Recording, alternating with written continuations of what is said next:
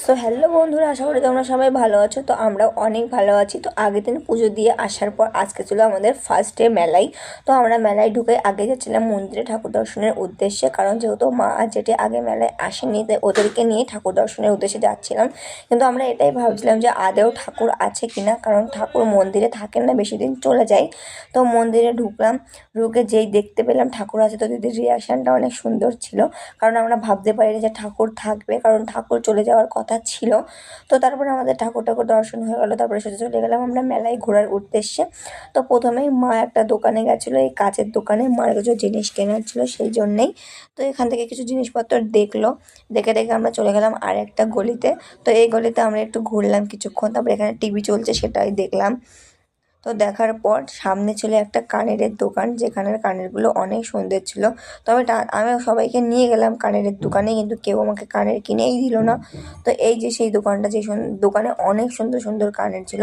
আবার একটা দুঃখিত যে মা আমাকে কিনে দেয়নি, এখান থেকে সোজা নিয়ে চলে গেলো অন্য একটা দোকানে, একটা টেডির দোকানে গেছিলাম।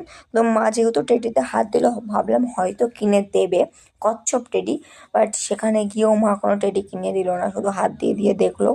দিদিও কতবার বললো যে একটা টেডি কিনে দাও, দিদিকেও দেয়নি, আমাকেও দেয়নি। তো ওখান থেকে মন খারাপ করে চলে গেলাম একটা সোজা চুড়ির দোকানে, কারণ আমাদের পরে মামির সাথে দেখা হয়েছিল।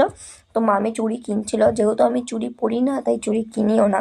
তো তারপর চুড়ি না কিনে দিয়ে চলে গেলাম কিছু লোহার দোকানে, যেহেতু মা যেটির সাথে গেছি ওরা সংসারী মানুষ, সব সংসারের জিনিসই কিনবে। তো তাই সঙ্গে সঙ্গে দিদিও দেখছিলো, কারণ দিদিও মনে হয় সংসারের জিনিসই কিনবে।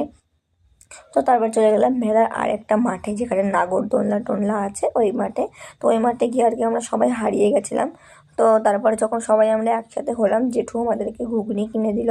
তো আমরা আর কি সবাই একসাথে ঘুগনি খাচ্ছিলাম।